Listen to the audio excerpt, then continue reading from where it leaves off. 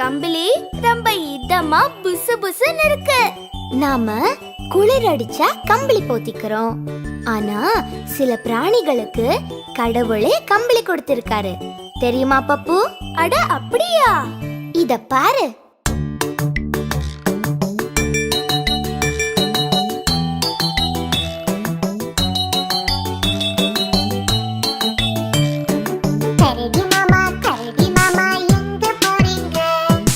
காட்டு பக்கம் வீடு விட்டு அங்க போறங்க.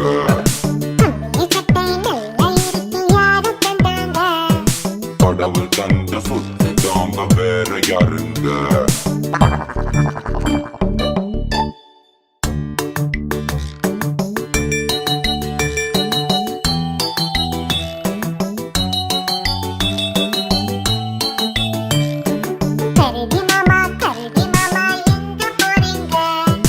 காட்டு பக்கம் வீடு விட்டு அங்க போறங்க.